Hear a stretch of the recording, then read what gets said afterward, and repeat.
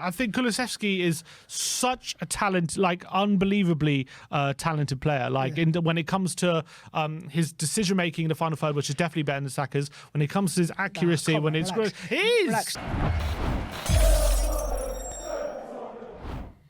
What is up, people? Welcome to this We Are Tottenham TV face-off between our very own Sim and someone from Arsenal country by the name of Bavs. How are you, gents? I'm doing all right. I'm looking forward to this. I'm excited. You're excited? Yeah. Excellent. Well, we're going to do our combined 11. That's a different thing.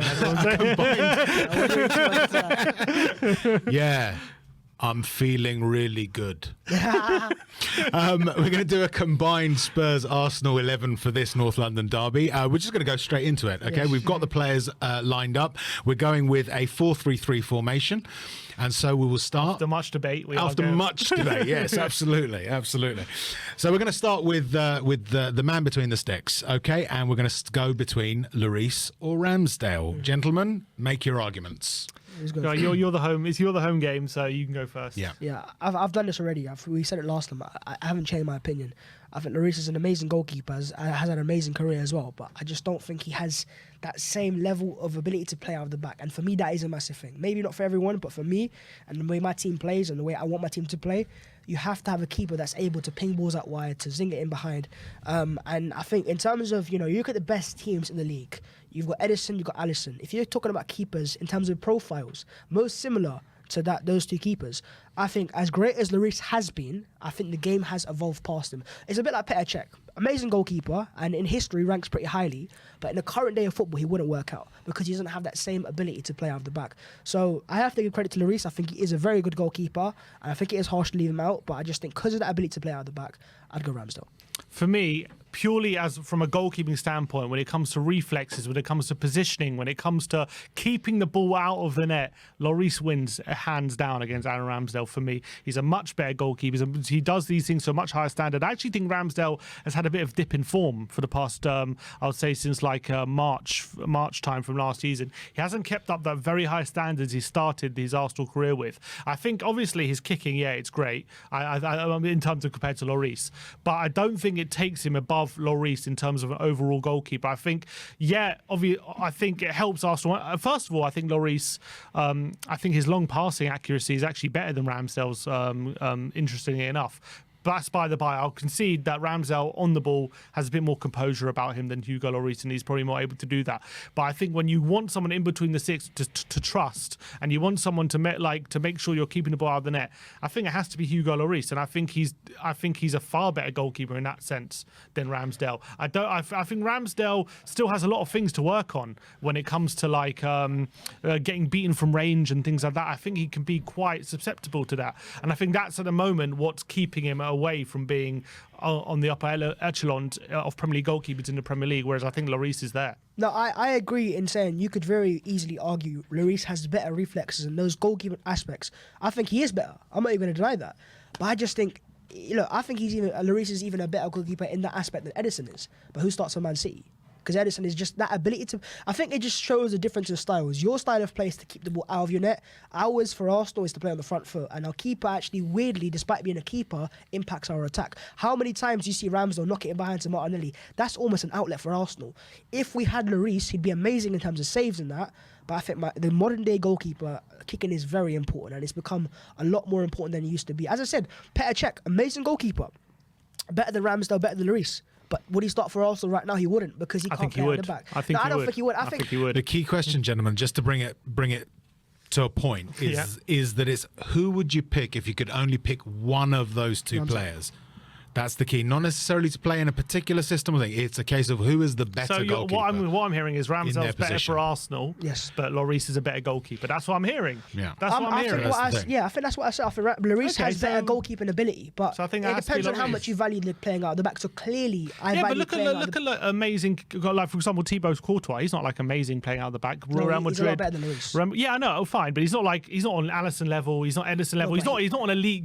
He's improved drastically. He's not amazing. He's not like amazing. Like, if you're talking about goalkeepers playing out the back, he's not in the top list of goalkeepers playing out the back. No, he is. He's not Courtois. He's If not. you watch him in Champions League, he's got elite composure. He's Lloris an amazing goalkeeper, and if you look at Madrid, that isn't like their philosophy. Isn't even like. First of all, Spurs do play out the back. We play it short. Lloris does do Yeah, that, but I'm not saying Lloris's short passing is awful. It's more that long pass. and his long passing completion the rate is reason better. why- Statistically, it's better I than think Ramsdale. that really it depends on how it works. So if you're playing just normal long passes out wide, when it's just drifting it will be more successful. Ramsdale plays more riskier passes, but when they work out, Arsenal actually make attacks from that. So that's where it is, and that's why we've profiled Ramsdale so similar to Ederson. Ederson's not the best goalkeepers. Would you argue that Ederson's better than Lloris in terms of the goalkeeping ability? Some aspects he is, and some aspects he and isn't. there you But I'd argue So- with Ramsdale, he's not better than But do you anything. believe than that Lloris. Lloris will start for Man City? The answer's Right no. now, probably not. No. There you go. Would Ramsdale? So I think in terms of if Adil was- Bravo started if the Ederson- season yeah, for but City, again, you there know you what I go. mean? Bravo was an amazing goalkeeper. He can play out the back. That's what it is. So it's all depends on your value of that of playing out the back. If you don't like that, that's fair enough. I can't argue against It's not, I that. don't like it. I just think Lloris is a better goalkeeper, and I think we both agree on that. Don't we? That's the key. That is the key No, I do not question. agree. Who I is do the not agree. better You just agree. goalkeeper? I think in certain aspects he's better, but I don't Yeah. think. I think at one aspect he's nowhere near the So same level. you can be worse at everything, but he's better at one aspect that makes him better. When I say Ramsdale's worse, it's marginally in most things. I don't think it is Like when marginal. it comes to coming clean crosses, Ramsdale's up there with the best. I don't think it is And that's marginal when it important comes to to- Ramsdale, though. And also playing off your line as well. For me, I'm going to Ramsdale. I know you're going to Lloris, so we're going to go to you. Okay, so I think it is a question of who is the better goalkeeper. I've gone on record before and said that I think that Lloris is one of the best shot stoppers in the league. No question for me. I don't have an issue necessarily with Ramsdale. I don't think he's that good. He may well be one day, but he's not there yet. I think I am going to have to cast my vote for Lloris on this one. I don't mind. I think he's a good goalkeeper. Okay. Yeah. Oh, fair enough. So let's go to the back four. We'll start on the right just to get it over and done with. All right. Emerson or Ben White?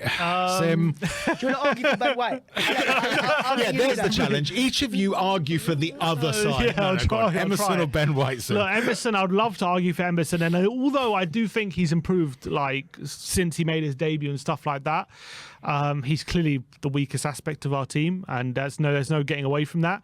If I'm thinking about what he would excel ahead of Ben White at, he's maybe faster. That's maybe one. I'm struggling with something else.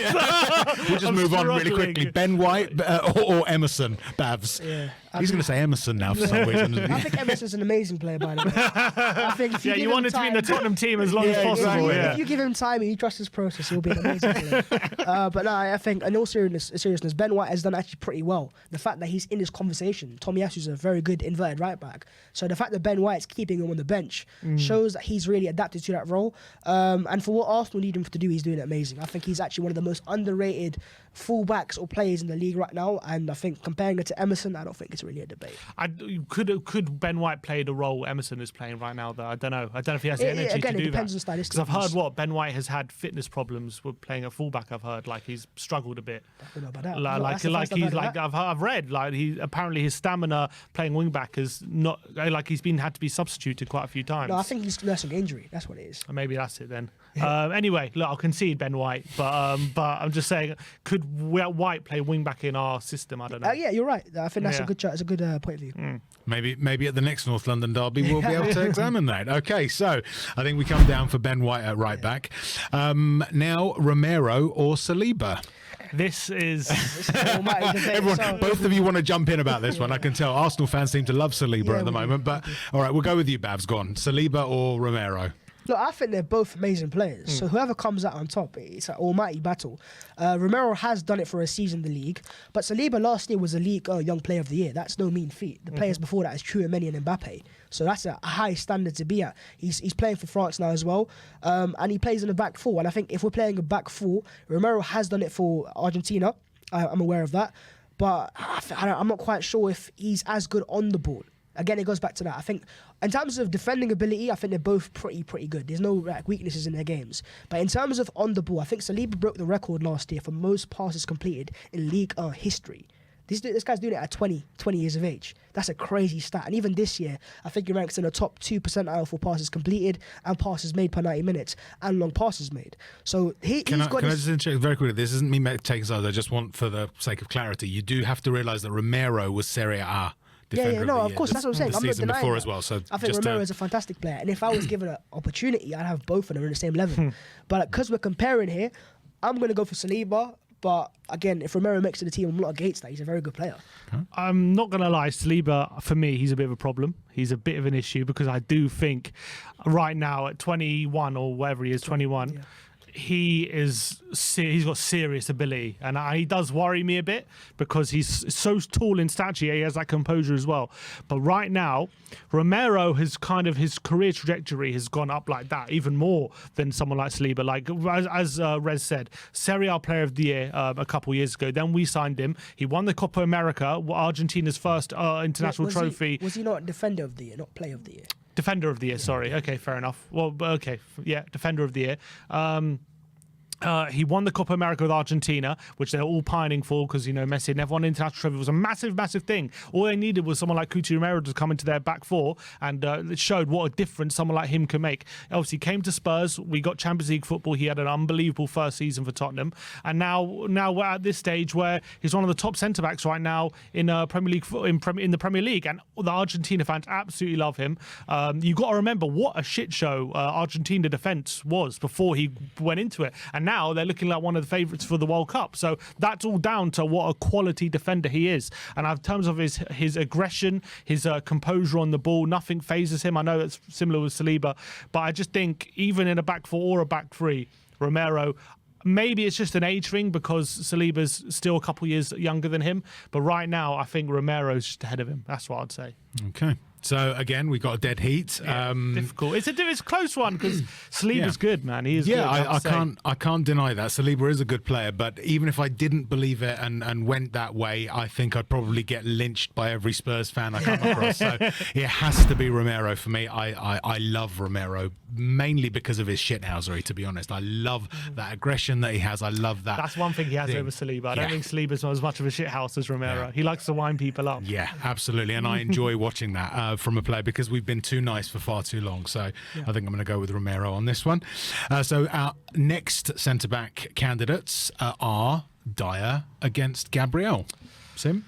Yeah, I mean, I really like Eric Dyer. I think, to be honest, when it comes to Gabriel, I think he was like when he first started Arsenal and last season, he has shown improvements. He has stepped it up, but also I think in the past few months he's shown this real rash streak to him, and he's made quite a few mistakes for sure. Like games against Fulham, games against Man United, he was exposed quite badly.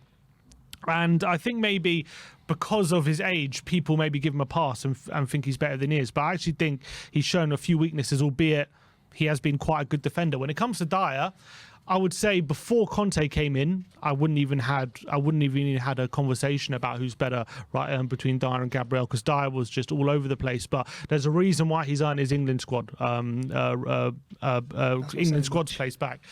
First of all, yeah, maybe because of the other players, but he's been phenomenal. He really has been phenomenal since Conte's come in. I know it's a specialised position, playing in the middle of a back three, so it's different playing in a back four. But I have to say, since Conte's come in, he's made very few mistakes. Defensively, he's been all very, very strong, and on the ball, his long passing range. He's almost like a playmaker sometimes, coming out the back three. Set pieces, he's a big threat as well. And I think since Conte's come in, there are very few defenders who have been as consistently solid as Eric Dyer for me, and that's why he's back in the England squad. I don't rate Dyer. I'm sorry to say. It's not that I don't rate him now. I think he's improved, but I've not rated him for a long time. I think in the back three, though, he benefits from the system. If anything, I think he's given more time on the ball because he's got the two centre backs that do all the hard work defensively, and he's kind of his strengths are, you can play to his strengths. Then in a back four, I don't think this is really a debate. I think I agree Gabriel needs to improve in terms of his controlled aggression, but in terms of as a left centre back, the left-footed, the passing accuracy and all that type of stuff, I think he's a better player in a back four. And in a back three, again, as a centre back, Eric Dyer is better. But Gabriel isn't that. He's a player in the back four on the left-hand side. I would like to argue that we could have Saliba and Romero in the same team. Because I think Dyer and Gabriel are good players, but those two centre-backs, if you had Saliba, because Saliba has played as a left-side centre-back in the past, so he can do that role. So I don't know. Listen, I think Gabriel wins over Dyer for me, but to be honest, out of both players, if I could put Saliba in there, I think he deserves to be in a team. Would you guys not agree? Well, that's the whole point of putting him up against Romero, because exactly. you have to make a difficult choice, I think. But if he can play on the left-hand side, no, the choices are the choice choices. here is Dyer or Gabriel. more than Gabriel, easy. I think In a back this four, by the is where the formation works against us, because in a back three, I think are I'm rules, taking my friend. Dyer. All of a sudden, okay, rules are rules. I think in a back three, Dyer Dyer's comes better. out on top. Yeah. In a back four, Dyer's not been great in a back four for a long time. Because when he goes away for England a lot of the time, he plays well in a back three for Spurs. Then he goes to England and he's kind of found out in a back four. So for going by back four, I have to say Gabriel probably wins it out. But I think Dyer has been playing better and been more consistent since Conte's been appointed than Gabriel. That's the only argument I'd make. But I think Gabriel's probably better in the back four. I'd concede. There we go. Gabriel it is. Thank God I don't have to make that choice. Okay, now we come to left back, and we have Ivan Perisic up against Tierney. Yeah. Again, formation wins out because. I'm not letting you have the formation one on this one. Not letting you have that. I think he's an amazing player. I think he's very good. And I wasn't too big a fan of the signing, but I think he's proven good standards. I think he's got the most successful crosses per 90, something like that. I think he's very good in that aspect. And going forwards, he is pretty good, but he's a wing back, and Tierney's a left back, and we're playing a left back here. And I think defensively, when he's got a centre back behind him, he can do it. But I think in the back four, him going forwards, he'll be amazing. But defensively, in the back four, he's nowhere near the same level as Kieran Tierney. Tierney was, I think, the least dribbled past left back in the league last year, right? So this is a guy who defensively is elite. And I think he hasn't been on his best form recently, but that's cut down to injuries and match sharpness. You could argue Zinchenko as well, obviously. But I think if we're going left backs here, just the profile alone, left backs, not left wing back, I think it's easily Kieran Tierney. Least dribble pass, because it's hard to dribble pass a player on the hospital bed, isn't it? Yeah, but it's not fair enough, easy. but I mean, talking about like I think Perisic for me, if you didn't rate the signing of Perisic when he joined Spurs, you haven't been watching him over the past couple of years, because in Serie A for Inter Milan, when they won the league and they finished very close second behind AC Milan, he was the best wing back, not just in Serie A but probably in European football. He was absolutely outstanding. His output from left wing back is phenomenal. It's probably better than anyone else in that position. He gets goals and assists for absolute fun. He's now come to Tottenham. He's now got 5 assists, and it's not even we're not even in January yet. He's already got 5 assists this season in 7 games. Incredible stuff. He didn't even start the first game of the season, first 2 games of the season. He's got as you said, he's got the best crossing accuracy in the Premier League. Literally yesterday, he got put one on a plate in international duty for Croatia. He's also one to step up in massive games. World Cup final, he scored. He scored in big international tournaments. Always turns up for Croatia in big international tournaments. And I'm not having this formation. Look, you can go on with the formation. Back four. I'm having Perisic left. Again, left I will back. come I back don't to care. it. If you had to pick one or the other to play at left back, would you pick Perisic or Tierney? As a left back, be honest there, left back. I'll pick Perisic. Amazing player, you said it yourself. Amazing player, but all of that, keeper, left wing back. We play a different formation. You do, but we're playing a 4-3-3 here. So if this was a 3-4-3, I'd give you Perisic easily. I'm getting comfortably. Perisic. But I think as a left back, I don't think there's much I've debate. been had. I'm not having it. So listen, look, you could argue for your player. I'm not against that. I think he's a good player. I just but think he's Perisic is a wing better back. player than Tierney. I As a really wing believe back, that. as a wing back. Players have their positions. Just players. So Look, they both play on the left. He's a better wing back. Tierney's a Going better left forward, back. he shits on Tierney. He Yeah, really but I'm not does. saying he doesn't. I'm saying Just he's as a great going player in forwards. general, But I'm talking about defensively, the Tierney might. profile here. I think you can agree here. I'm not saying Perisic is a bad player. I'm just saying he's amazing, but as a left wing back, and we are playing a back four in a 4-3-3, and in that system, Kieran Tierney starts. All right, I'm playing my 4-3-3. I'm having my wing backs push up. How about that? You could do that. You could do that. That's your team. I just think Perisic, his output, his offensive ability, crossing wise, it's but also ambidextrous wise. He can play with both feet, left or right. He takes corners with both feet. It's ridiculous. He's a good player. I'm not saying he's not. Tierney could only dream of having the ability that Perisic has in his right foot, let alone his left foot. If we're going to talk about technical ability, there's a player that blows both out of the water. Zinchenko. Yeah, but you picked Tierney. We gave you a choice. You picked Tierney. But we're not going to go there. I think we're talking just left backs here, and I've picked Tierney because of defensive ability as well. And I think in the back four, it's good to have that. And I picked Perisic because of offensive ability. It depends. I'm going to go Tierney for me as a left back. I think the difference between Tierney's defensive ability and Perisic. Sorry, the difference between Perisic's offensive ability and Tierney's offensive ability is larger than the difference between Tierney's defensive ability and Perisic's defensive ability. I don't think that's That's what I We'll think. go to the main man. So I actually agree with both of you, and so my allegiance has to come to the fore. I'm sorry, Babs, I have to go with Perisic, but I do agree with what you say, both of you, in actual fact. Okay, so moving on to the next, we move into the midfield now. So midfield 3, Yes. and the first candidates are Bentancur against Thomas Partey. I was surprised to hear that Bentancur was your number 6. I was very surprised to hear that. I thought it would be Højbjerg. I think he's better. We're just going defensively. three central midfielders. Yeah. We just picked them So out. I think as a number 6, the only one that's proven to play there, that's actually played there, and again, it is system winning over the 4-3-3.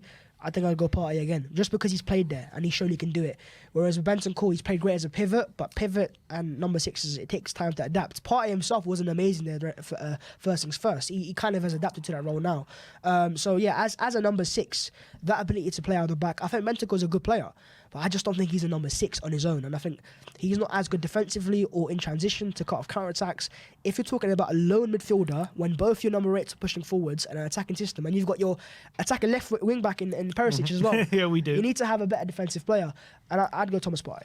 I think Bentancur, since he's come to Spurs, has been pretty consistently brilliant. I think off the ball, I think he's up there in the Premier League with like tackles, interceptions, and stuff like that. I actually think he's got a pretty good passing range on him as well. The only thing... That's also another thing. That's definitely true. Should Partey even be playing right now? But that's a different. That's a different topic. I just look for sure for that reason. Bentancur should be in the team. But I think Partey's look. There's no getting around it. Partey's a better player. I think that's obvious. I think, especially from what he's shown at Atletico Madrid, more than anything, I think he's a better player. But I think Bentancur's probably been playing better. For the past since he signed in January, although Partey was out for a large amount of time. I think that when it comes to on the ball quality and shielding the ball and stuff like that, they're very even. And it comes to defensively, Partey maybe shades it. I have to say Partey's a better player. It's hard to disagree right now, but I think Bentancur's playing at a very high level. Yeah. Okay, I'll give him Partey. I'm going with Bentancur mainly because of that ridiculous YouTube video that went round when Partey first signed for Arsenal. Yes, that also that's a massive count against So, Arsenal. yeah, That's very true. you know, but that's the thing. What, you don't like the Partey yard? Please. Anyway. Partey likes to party hard, that's for sure. Yes, he does, doesn't he? Anyway, on to the next. Højbjerg against Granit Xhaka. Well, battle. Actually, we'll go Babs first. Go on. I have to give credit. Højbjerg has, I don't say proved me wrong. I think he was a good player at Southampton, and I think I thought he was more of a number 6. But the fact that he's been getting forwards more often, I've not watched him play like that. But Xhaka has been amazing this season. I think he has the second most chances created out of any Arsenal player. I think he's got quite a few assists. He's getting goals as well now as well. And I think going forwards, he's really improved. He's proven me wrong. And I think we thought initially what looked like a very unnatural position is looking pretty good at him right now. And I think Arteta deserves credit for that. Højbjerg, talk to me because I'm not quite sure how good he is going forwards. Højbjerg has been our most consistent midfielder since February time. He was dropped for one game. He was kind of in having up and down performances. He got dropped for one game and then he's come back and he's been absolutely phenomenal. Defensively, easily one of our best players. He gets around the whole pitch. Especially when he has help next to him, he hardly ever gets overrun. He obviously a bit like Xhaka. He's prone to a booking or two, but unlike Xhaka, he's not a walking red card. And then when in terms of getting forward, I think he's already got 2 goals this season. He got 2 goals last season for the whole of last season, but this season he's already got 2 goals and 1 assist in 7 games, which for a player in his role is very, very impressive. Yeah. I think when you talk about Xhaka starting to get more goals, but I think Højbjerg in his 2 seasons at Tottenham has scored more goals than Xhaka had in his last 5 at Arsenal. So I think that from that point of view, he's definitely more likely to get on the score sheet. I think Xhaka, look, to be fair to him, he's had a bit of a renaissance this season. He's definitely found a new position. He's playing really well, but this guy guy's been at you since 2016. Are you now only telling me after 6 years you finally found a position for Xhaka? I just think he's going to revert to the mean at some point. I think we found a system. That's not after position. 7 years, you feel like he's now. Sometimes I don't think that's 7 years. What player would you ever give 7 years? For majority of that time, he's been pretty decent. And I think what Xhaka is, he's got these moments to stand out so much, and the fans the narrative gets set. But if you watch Xhaka for all over 7 years, whatever it is, he's been a good player for most of it, right? A consistent player at least, and that's why he starts so much for Arsenal under Arteta, under Wenger, under. You booed him not so long ago. Yeah, that was back in 2019, so that's 3 years. ago. Ancient history. 3 years ago, but I think Xhaka going forwards, look, as a number 8 here again, this might be the full 3-3 winning over again, because as a pivot, I think Højbjerg is a better player, but in a full 3-3 going forwards, Xhaka in terms of actually playing that role. I think at Euro 2020, I'm not sure if it was throughout the whole tournament, but especially up until the semis when Denmark win it, I believe Højbjerg was leading the whole tournament for chances created.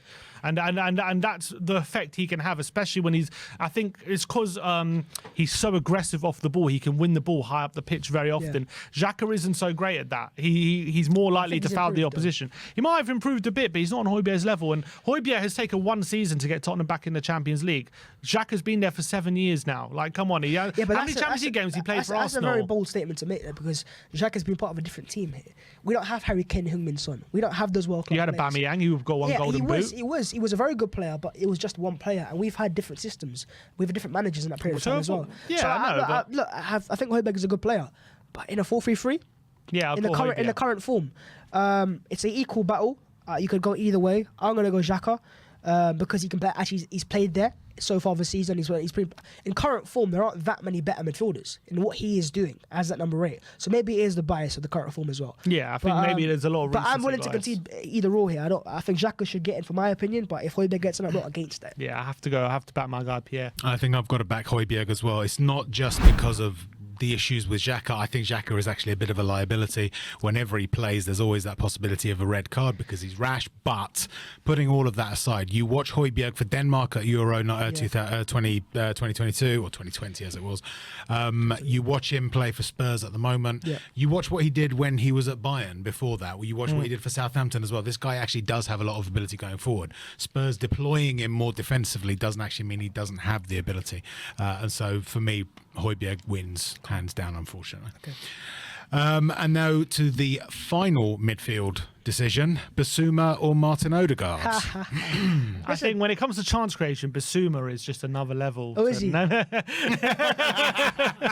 I mean, this is again another situation with the formation playing against me because Bissouma obviously in another position would shit on Odegaard, but in this position I don't think it's a good comparison anyways. I think they're different players. Yeah, completely. So I can't argue Bissouma's better than Odegaard, especially how Odegaard's playing. Odegaard in that position, that I said this before as well, I think that's what Spurs lack. You don't have a player like Odegaard or like Vieira, like Smith Rowe, who can make chances, who can make something enough and unlock a defence. Bissouma is a good player, but we're not playing a pivot. We're not playing a 2 in midfield.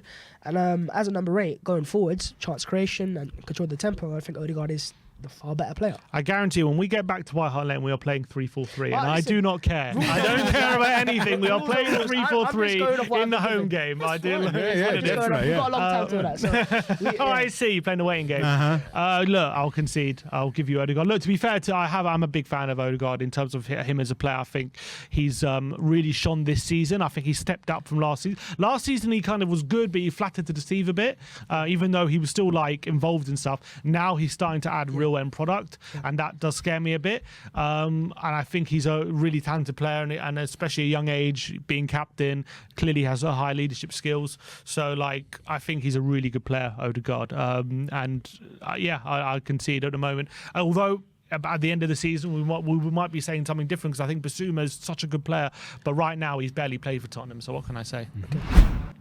Okay. Give you Odegaard. We're going with Odegaard. All right. Now up to the front 3. So let's start. Heung-min Son or Martinelli? I'll give you Son. All right, I'll take it. Golden boot winner. Is there anything more to say about that? I think Son's his even with his bad form this season. Yeah, I think in terms of the actual players, I think Son's a better player right now. Martinelli is young and he's having a good start to the season, but if he can sustain that form, it might be a conversation, but it's far off that right now. And I think Son's a world-class player, so I have nothing against that. Okay. I concur. Son it is. Son definitely goes in there. This one is the one that caused us all the controversy last season between you Can we gentlemen. not go striker first? And then... All right, I'll All go right, strike. we'll do that striker one. All right, okay. In which case, Harry Kane or Gabriel Jesus? Would you have a case for Jesus? You could make it, but I don't think it wins anyway. You can make an argument, but I don't think he wins the argument. Unless Do you think he's a different player than he was at City? Yeah. I think he's been given more freedom at Arsenal. I think if you watch Jesus play at Arsenal, I spoke to quite a few Brazilian fans, and they're saying what we're seeing at Arsenal now is the Jesus we saw at Palmeiras. This free player who can do a lot of things, given the freedom of the team, can dribble past players and win a lot of duels. But Harry Kane's doing it for a more consistent period of time at a higher level. So I'll give you Kane easily because Jesus has been amazing, but it's about sustainability. So if he can sustain the form, maybe next season we may have a debate. But right now, I'll give you Harry Kane. Yeah, and I think it's not just Kane. Obviously his finishing ability is better, but that playmaking ability. Does Jesus have that in his locker? That ability to Not on the same level. play a through ball He like can Kane do it, but did. not on the same level. I think that's where Kane. But when you talk about Richarlison, if we would make it a different thing, like would you say Jesus is ahead of He's a better player than Richarlison? Richarlison. But the Brazil manager disagrees with you. Well, it's fine. Harry Maguire is apparently a better player. If we're going That's off Southgate. international form, you know what I mean? But Richarlison just got 3 goals and 1 assist in 2 games. For amazing. Brazil. I think he's a good player, but I think as a number 9 for Arsenal, I'd rather have Jesus. But Okay, well, for the moment, in a couple of months, you might change your mind. fair enough. All right. But we're going with Kane Yes. over Jesus. Kane. Yes, yes, Yeah. yes. Okay, Kane it is. All right, here we go. Strap in. All right. Make sure you're all Take a sip of prepared. water. Here we go. Who's going to start first? Who's going to make their argument I'll let you go first? first. You can I'll go start. first, Ben. Sim, sorry. All right. So I'm not the first person to get. I know. I keep doing that. Kulu or Saka? For me, I've said it so consistently. Kulusevski has been probably, since he's come to the Premier League, the best one of, if not the best right winger in the Premier League since he's come here. He's got 17 goals and assists in 25 games in a Tottenham shirt. He has proven so far, from what we've seen in a direct comparison in the same league, Kulusevski has been much better than Bukayo Saka over the last 7 to 8 months. Obviously, when he was playing for Juventus, he didn't have the best time. When he was at Parma, by the way, he absolutely ripped it up, and he was, I think, got Young Player of the Year for Serie A, and it was brilliant. So people talk about ages and stuff. When he was younger than Saka for playing for Parma, he was absolutely brilliant. I think when it comes to dribbling ability and stuff like that, I think it's very even, but Saka might win it. But when it comes to like shooting ability, crossing ability, ability with your weaker foot, Kulusevski is far better. His crossing is on the money every single time. Already this season, he's got three assists just from pinpoint crosses right on someone's head to the back post. It's absolutely fantastic. When it comes to goal scoring ability, I think he's got a far more lethal left foot than Bukayo Saka does right now. And as much as Bukayo Saka is the English golden boy, I think if Kulusevski was English, people would think very differently of him. Just because he's Swedish, people hold it against him because he's not as well known. But Kulusevski, especially since coming to the Premier League, has been better than Saka, and I don't see any argument against that. I've not been surprised about Kulusevski. In fact, when you signed him, I spoke to my Spurs mates and told them that he'd be a good signing. So he's a player that I think Arsenal looked at as a player to sign alongside Saka anyways. He's a good profile, he's a good player. And you're right, I'm a fan of his decision making. But with Bukayo Saka, I think if you're talking about over a longer period of time, he's done it. He's done it for a longer period of time, and I think he was the Arsenal Player of the Year last year and the year before that. Says more about Arsenal than the him, I'd England say. Player of the Year this year, and we made a Euros. Do you know what I mean? Why did he win it though? Well, listen. Based on what? He got rules are no rules, goals or awards are assists in awards. 2022. Awards are awards, He got but- 0 goals and 0 But assists you know, in this 2022. year, for example, he's been out of form, and people say he's not at his highest level. He's got the second most assists in the league. Only Kevin De Bruyne has more assists than Bukayo Saka. So unless you see him out of form, right, and that's more than Kulusevski, by the way. Right? Kulusevski hasn't even started every That's game, the and he's got point. 1 goal and 3 That's assists. the point. Why is he not starting for Spurs? Because he's an we amazing have player, depth. by the way. We You have- have depth, but he's yeah. an amazing player. But why is he not starting? If he's this amazing player and Yeah. he's much better than Saka at crossing and shooting, Yeah, he is. then why is he not starting? Saka also wouldn't start every game for So Tottenham. do you think Saka do you also would think be as a rotated. right He'll winger, probably play less. who would you rather Saka have as a than right Kulusevski. winger? Richarlison or Saka? Who do you hold as a right winger? Yeah. But this isn't the debate. No, but the point is, there's a reason why he's not starting Kulusevski for Spurs. He started Because- 6 of our because- 7 Premier League games. but- He started most of the But time. the fact that he's not an out-and-out starter, he's not a guaranteed. isn't starter. that? Do He you think is- he's a guaranteed starter? He's pretty much Son nailed was on the bench It's- last game. Is he not a yeah. guaranteed No, starter? I think Son's out of form. Kulusevski's been in form, and the fact that he's been in form and he wasn't starting is a bit. So of a you're concern. saying because we have better quality depth than Arsenal, that's a stick to beat Kulusevski with? No, but Is that what you're saying? The point is, if he's in form, he's performing like you have been saying, by the way. Yeah. All the 17 goals and assists. Yeah. Why would you not start him? We do start him. He started 6 of our 7 Premier League games. The point is, he The isn't two a Champions Because League games he Richarlison didn't is start. also in He's a form good at the player. moment. Richarlison's a Yeah. good player, I think but the reason he's is also that in form. Richarlison is also in form at the moment. Let me ask you this: who is Saka's competition at right wing? Marquinhos is not as the same. There level. we go, and that is but why. Bukayo Saka is one. And of who the, was it last season? Pepe. And Bukayo that's Saka why. is England's best right winger. He starts at the World Cup. He's the Player of the Year. He's got, as I said, the second most assists this season. I don't know out if of he's the form. best England's He best right starts for winger. Arsenal week in, week out. I'm going to whisper this because I don't think every Spurs fans will agree with this. I think Conte isn't fully convinced. I'm not sure why. Of Kulusevski. I feel That is absolute rubbish. Well, we have to say That's something absolute controversial. rubbish. He's fully convinced. Every single game. We had Lucas Moore last season, who actually playing pretty well when Kulusevski signed, and he started every game from January onwards Can I ask you a when he question? came. He was amazing. Did Kulusevski start the derby last season? Yeah. Did he? Against Arsenal. Did he start? Yeah. He got an assist. He got the cross for the Are we penalty. sure? Yeah. Sure. Yeah, I remember coming 100%. off the bench. I'm not sure. No, but he maybe I'm wrong. started. He started 100% because he whipped in that cross for the penalty. Did he? Yeah, 100%. Can we just double check that? But I think I'm telling you right now. I'm not against Kulusevski as a player. Yeah, he started. I'm not against Kulusevski as a player, but I just kind of feel like And he's the glue to the front three. With the Son and Kane are like they're great, but when Kulusevski is there, it's like chucking a bunch of petrol on a who starts fire. for a It's derby unbelievable. for you? Richarlison or Kulusevski Who starts? in the derby. I think Kulusevski starts. So you think he'll start with Richarlison? Yeah, I do. Okay.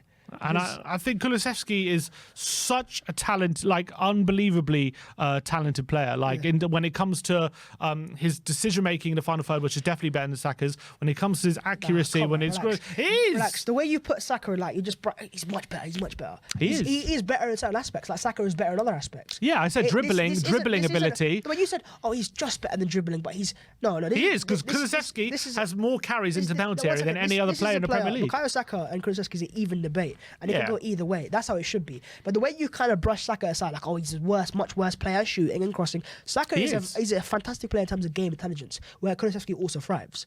Okay. Yeah. So I'm going to go for Saka. Of course I am. I'm an Arsenal fan. You're going to go Kulusevski. You're going to go Kulusevski. I can predict this right away. A mile away. He knows. So, but I am He not knows. against him starting for Arsenal. I think he's in his team at least. He's a good player. And it is an even battle. It's a bit like Romero versus Saliba. But the thing is, two players of a high standard. But we'll see over a longer period of time who comes out as a better player. But there's two very exciting talents there, full of a lot of potential. I'm just saying, since Saka played his first game for Arsenal, I think he's played something like 104 games or something, right? 108 games, something like that. Something like over 100 games. He's got 35 goals and assists, right? Yes. And I saw this. He's got 35 goals and assists in about 100 games. In 25 games, Kulusevski has 17. So on that current rate, he's blowing Saka out That's the a water. current rate, though. It's a smaller sample size. So we'll see. Yeah, it is a smaller sample size, but right now he's carried on to the season. So We'll see if he does it. But as I said, I'm not against him in the team. I just think I'm going to go for Saka.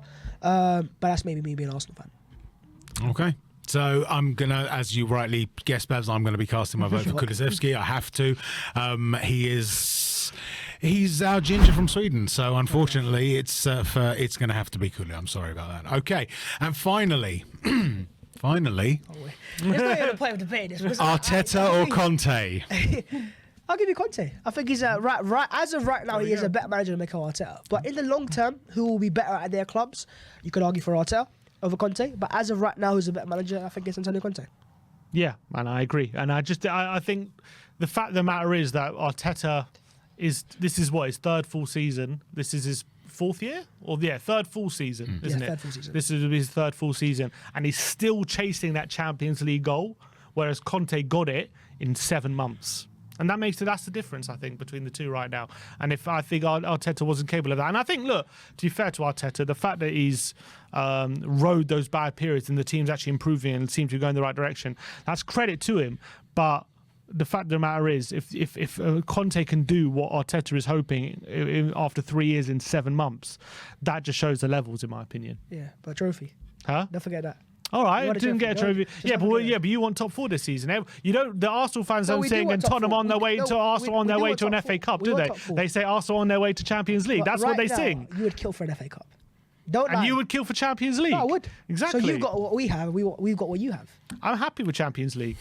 All right, there we have it. So, in a 4-3-3 combined Spurs-Arsenal 11 against some opposition at Wembley, Conte would lead out the following team. In goal would be Lloris, a back four of Ben White, Romero, Gabriel and Ivan Perisic, with a midfield three of Bentancur, Højbjerg and Martin Odegaard, with a front... It was Partey. Partey. Oh, so Partey. Oh, Yeah, excuse me. sorry. Partey, Højbjerg and Odegaard, and a front three of Son, Kulusevski, and up front Harry Kane. There you have it, ladies and gentlemen, for the combined North London derby. We Are Tottenham TV face-off rematch thing that we've got here, whatever the title is that we come up with. Thank you for joining us. Sorry about this, Babs. And as always, come on, you Spurs.